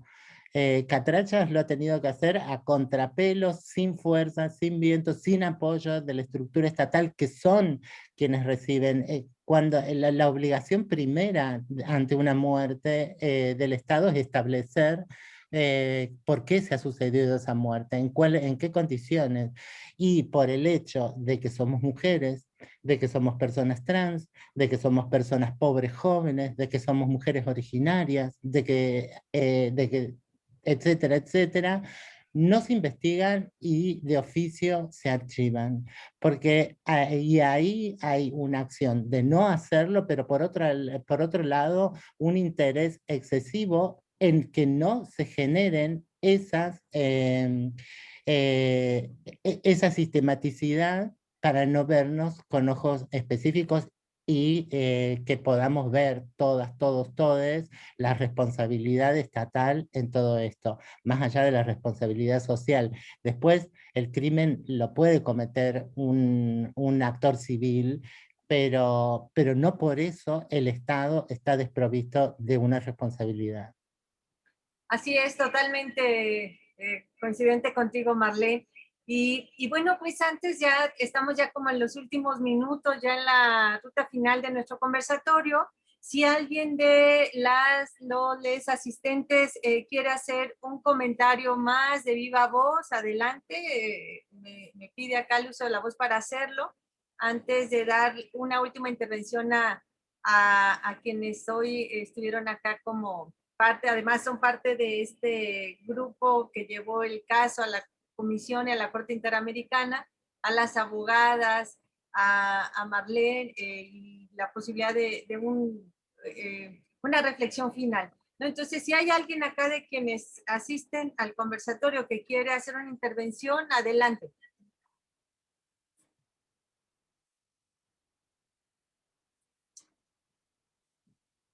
Por acá, en lo que se anima alguna o alguno de estar acá, hay una pregunta más que hacen, dice, respecto de esta figura del transfeminicidio, dice, pero los hombres trans también tienen lugar dentro de esta figura, o por qué no integran a ambos sexos dentro de la misma, les preguntan acá las abogadas.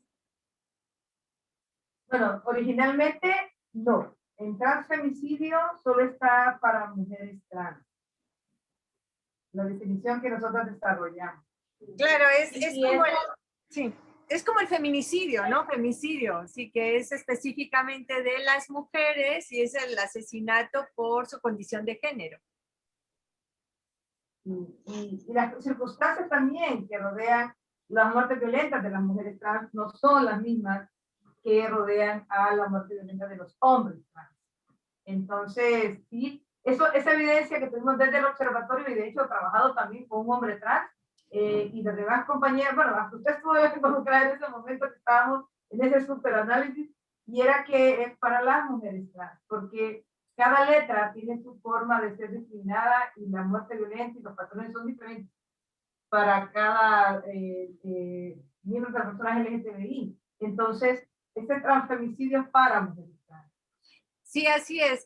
Bueno, Zoe nos pide la palabra. Adelante, Zoe.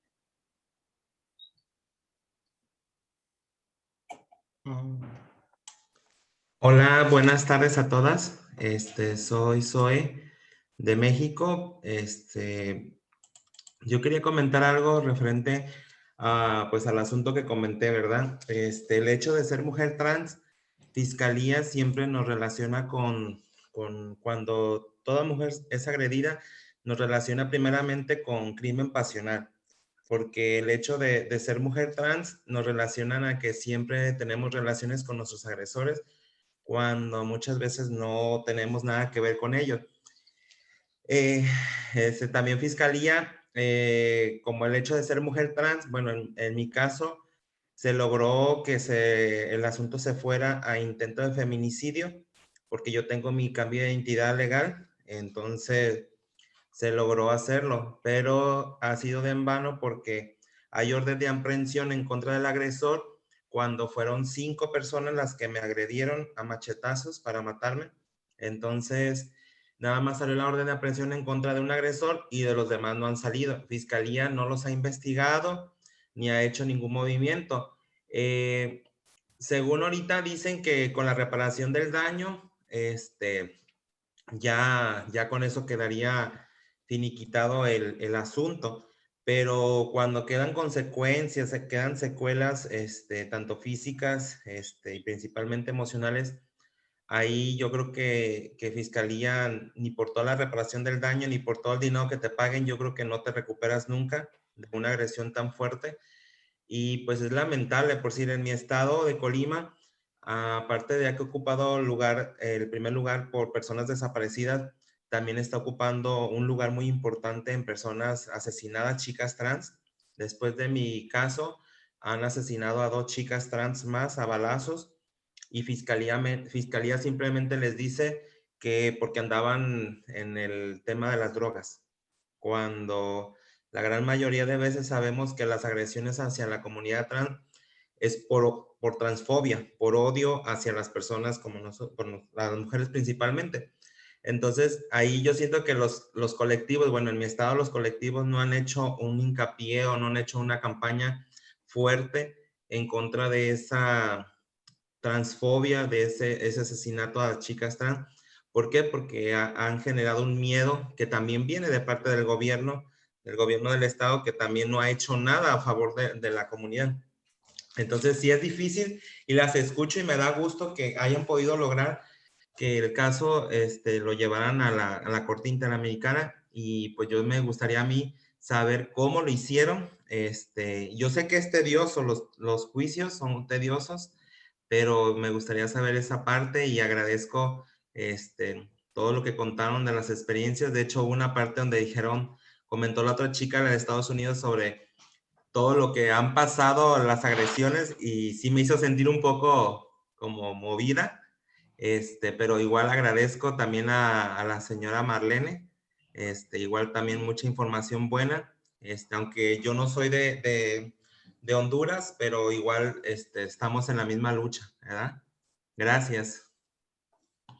No, al contrario, muchísimas gracias, Zoe, por compartirnos este testimonio y pues lo que tú también estás viviendo como sobreviviente de un feminicidio, transfeminicidio, que seguramente justamente este aporte que hacen las compañeras de llevar este caso hasta la corte, luego va a tener una trascendencia para toda América Latina y el Caribe, y seguramente va a tener algún momento, alguna repercusión en tu caso que ya se está llevando, ¿no? No sé si las compañeras quisieran comentarle algo a Zoe. Sí, muchas gracias, Zoe, por tu intervención. La verdad es que creo que desde aquí de Catracho nos sentimos muy identificadas de los contextos en los que se viven, porque no son nada alejados a nuestra realidad tampoco. Sabemos que existe un sistema de justicia bastante deficiente que desconoce lo que es este enfoque diferenciado al tema LGBT, pero más allá de desconocerlo, es que no quieren aprenderlo. Y aquí también nos hemos visto enfrentados a estos obstáculos en la justicia, porque existe ese prejuicio por parte de los operadores de justicia, con lo cual, en base a ese prejuicio, es lo que implica de que las investigaciones no tengan ese enfoque diferenciado.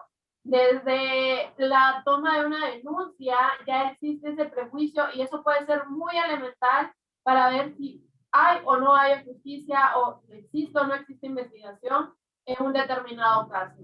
Entonces, sabemos de que es un obstáculo enorme en el que nos enfrentamos, porque primero es de cambiarle este chip a esos operadores de justicia sobre ese sistema patriarcal que lo tienen muy implantado dentro de sus ideas, dentro de sus estudios y dentro de su manera de actuar, y es lo que implica también de que en muchos aspectos dentro de la investigación y desde el juzgamiento de casos de violencia y discriminación basadas en el prejuicio, exista impunidad. Desde la cadena de custodia de medios de prueba, desde la toma de declaración, desde otras tomas de medios de prueba, incluso desde el momento en que se dicta la sentencia, los jueces deben de mantener presente lo que es este enfoque diferenciado en materia LGBT. Sobre cómo llevamos el caso ante la Corte Interamericana, pues sabemos que para llegar un caso al sistema interamericano es un tema bastante engorroso y que implica esperar mucho tiempo. En el caso de Vicky Hernández, pues partiendo desde el asesinato, tuvimos que darle ese seguimiento a todo este momento de la investigación en instancias nacionales. Y eso tiene que ver mucho también sobre un plazo razonable de lo que existe la investigación, pero tomando en cuenta de que los agentes de investigación tardaron casi 2 años en tomarle la declaración a la madre de Vicky Hernández, o también otra cosa que nosotros identificamos dentro de este litigio ante el sistema interamericano es que la dirección del asesinato de Vicky Hernández, que estaba dentro de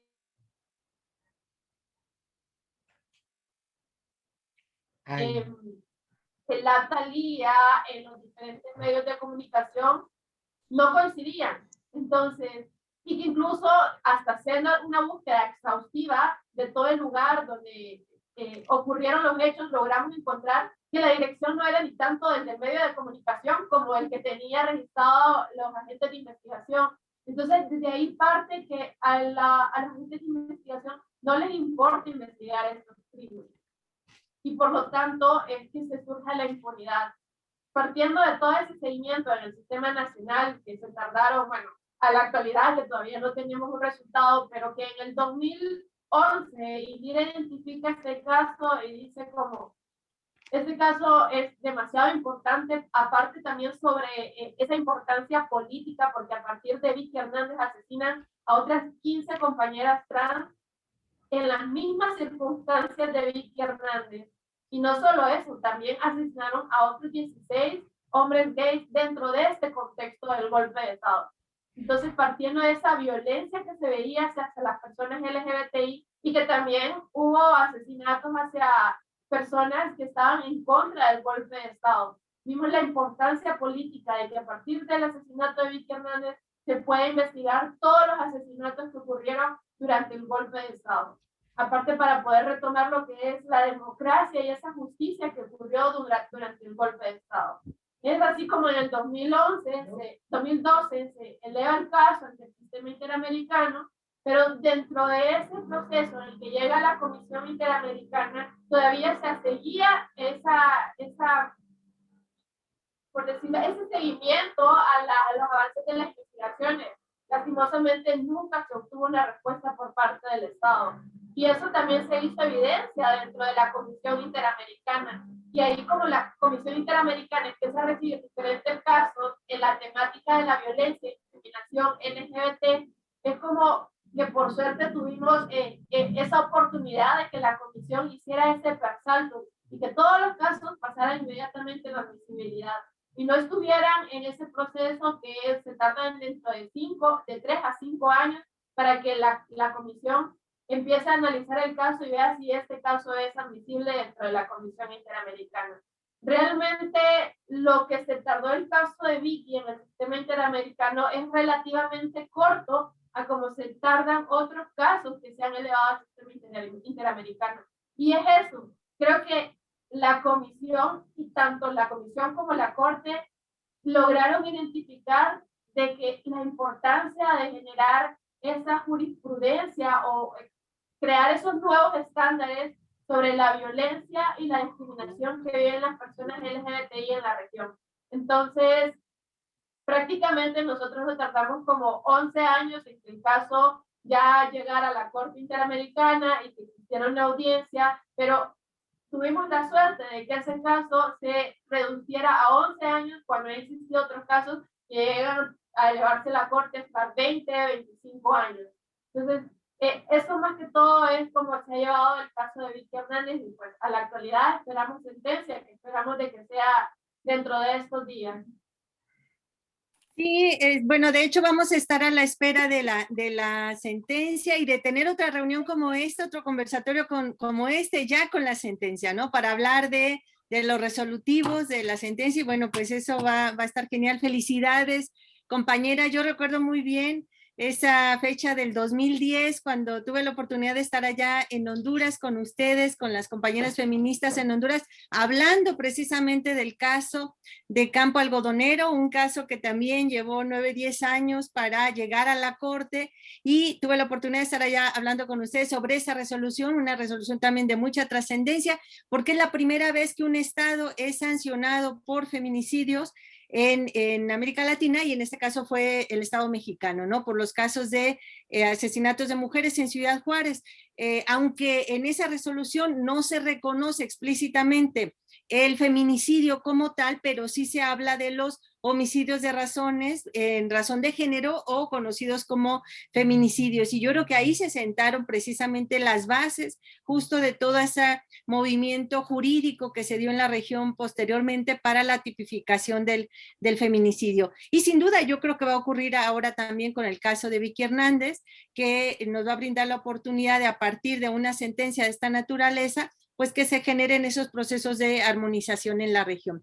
Bueno, les quiero agradecer muchísimo a cada una de ustedes, Claudia, que ya no está, Marlene, muchísimas gracias, es un gusto estar contigo, conversar y que nos aportes todos tus saberes y que los compartas acá con todas y con todos. Y por supuesto, Indira, Nadia, Astrid, felicidades por este gran trabajo que realizaron con este caso de Vicky. Y bueno, la invitación está permanente para que una vez que tengamos la sentencia, entonces nos reunamos nuevamente, darle continuidad a este conversatorio para que hablemos ya de los resolutivos de la sentencia. Entonces, pues ya un comentario final de cada una de ustedes ya para despedirnos, y les pediré luego que enciendan todas y todos y todas sus cámaras para tomarnos una fotito del recuerdo, si les parece. Adelante, entonces empezamos contigo, Marlene. Gracias. Bueno, ok, gracias. Gracias por la invitación. Obviamente, esto es parte de la responsabilidad activista, también estos espacios, ¿no? Porque son sumamente necesarios que divulguemos y que veamos. Y por ahí quería hacer una reflexión. El sistema interamericano, dentro del sistema americano y Belén del Pará, como decían Nadia y Astrid, digo, hay cuestiones de interpretación de la ley. Entonces se puede llegar bajo este término del transfemicidio, también se puede, o de crímenes por discriminación y odio, pueden llegar a entrar los varones trans. De todas maneras, es también un desafío que tenemos por delante, cómo tipificarlo y cómo ver sus especificidades y demás. Respecto a Zoe, en tu nombre, pero para todos aquellos que estén en la sala o que no estén y les hayan sucedido cuestiones sumamente violentas, del grado de sentirnos injusticiadas, y que sobre esa injusticia hayamos sufrido la negligencia de todo un Estado, de la institución jurídica, respecto de cómo ser tratadas con dignidad. Digo, es un campo en el que tenemos que estar, continuar luchando para visibilizarlo, pero creo que sobre todo tenemos que hacer esfuerzos para hacer estas redes de trabajo. No podemos solas, nadie puede sola, y es importante las estrategias de lucha conjunta con profesionales como las que se juntan en Catrachas, o con Angelita, que no hemos nombrado y que es parte de la Robert Kennedy, y digo porque no tenemos la comunidad trans en general, la comunidad travesti trans o de transfeminidades específicamente, estamos alojados en la pobreza estructural. Entonces tenemos dificultades a veces no materiales para sobrevivir día a día, pero sí para tener elementos simbólicos para discutir socialmente con lo jurídico, con lo psiquiátrico, con lo médico, y para poder, digo, no entramos a las universidades todavía en la inmensa mayoría, en toda la región. Entonces no tenemos nuestras propias abogadas, nuestras propias sociólogas, antropólogas, peritas, así que ver cómo hacemos para estructurar esas redes, para construir esas redes tan amorosas como en el caso de Catracha, acá Guadalupe y demás, para difundir, armarnos y salir a luchar de manera conjunta, ¿no? Gracias. Así es, muchísimas gracias, Marlene. Compañeras de Catrachas, adelante. Me encanta cuando hacen esto. No, yo solo quiero decir que para mí ha sido un honor ser parte de este proceso. Y creo que la mejor manera de lograr justicia para Vicky fue precisamente tener un juicio en su totalidad LGBT ante la Corte Interamericana. No solo porque Vicky es el primer caso de violencia letal trans que llega a la Corte, pero además representado por una organización lésbica con una perita y una testigo trans, con un perito gay, o sea, todas las letras pues, conjugadas. Y eso para mí tiene una importancia simbólica, porque también le hace saber a la región entera y a la Corte Interamericana como el máximo tribunal, ¿no?, de derechos humanos, que las personas LGBTI pueden exigir justicia también ante sus infancias. Bueno, nuevamente agradecida de este espacio. Estoy también sumamente alegre de que haya muchas personas que se interesen en el caso de Vicky, y pues que obtener justicia para Vicky va mucho más allá de responsabilizar al Estado por el asesinato de Vicky Hernández. Sabemos que esta sentencia va a generar esos estándares que pueden ser utilizados por todos los países de la región, y realmente justicia para Vicky es como también hacer justicia para todas esas mujeres trans que han sido asesinadas en manos de agentes del Estado, o también por todas esas personas que tienen muy impregnada lo que es este sistema patriarcal y que no aceptan esos cuerpos disidentes que retan a la heteronormatividad.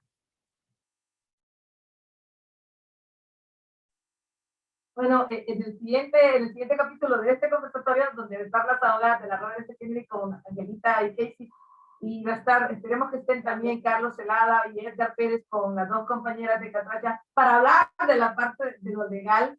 Espero que sigan y vuelvan, porque lo importante también de estos conversatorios es que gente que está estudiando, gente joven, sepa que sí se pueden hacer cambios, que sí se puede hacer algo en el activismo, que hay que seguir haciendo activismo, porque las redes se construyen normalmente.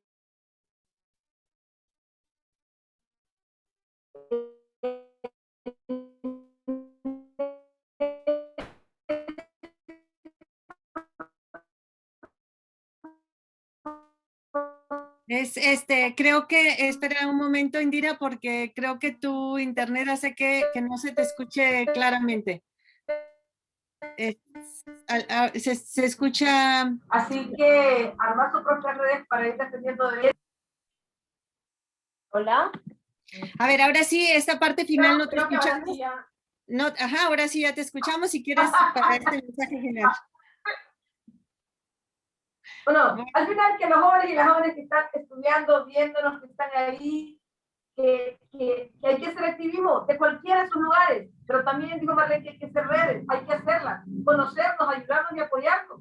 Es decir, todo, y el caso de Catracha lo ha hecho y lo ha visto en presente. Todas las alianzas valen. Así como Marlene y yo nos conocimos, Guadalupe y yo nos conocimos, cómo llegamos a la Robert F. Kennedy, a través de Fanny Gómez, porque no conocíamos otra organización que nos apoyara. Las compañeras vinieron aquí, jovencitas, y les dije yo, bueno, vamos a ir a la corte. Sí. Es decir, poner todas las ganas y saber que sí se puede. Normalmente, no, cuando nos dicen siempre la ley del no, es porque no se atreven, no porque no se puede. Y no importa la cantidad de tiempo que nos lleve, con tal es de enfocarse. Hay que enfocarse, jóvenes, y volver y nunca quitar, y dejar los triviales para convertirlos en vitales, y lograr eso que queremos, ese objetivo. Y en derechos humanos, el objetivo siempre va a ser salvar vidas. Y si la tiene de las nuestras, bienvenidas, ¿verdad? Así que gracias por habernos escuchado. No, bueno, muchísimas gracias. Gracias de verdad a todas, a todos, a todos que están acá. Y bueno, esta es la primera parte del conversatorio. Ya tendremos oportunidad de, esperemos que pronto se emita la sentencia por parte de la Corte Interamericana de Derechos Humanos y tener la oportunidad de continuar el diálogo con ustedes. Muchísimas gracias. Esperen un momento solo para tomar la foto. Tomamos la foto oficial del conversatorio y seguimos en estas redes y en esta comunicación. Zoe, por supuesto, nos comunicamos y con Marlene también para ver estas alianzas, por supuesto, en que podemos estar apoyando también estos otros casos. Muchas gracias de verdad a todas, a todos. Adiós. Hasta luego. Gracias. Gracias. Gracias. Gracias a ustedes. Gracias. Muchas gracias, un placer. Muchas gracias a Saludos ustedes. desde Honduras. Gracias, saludos.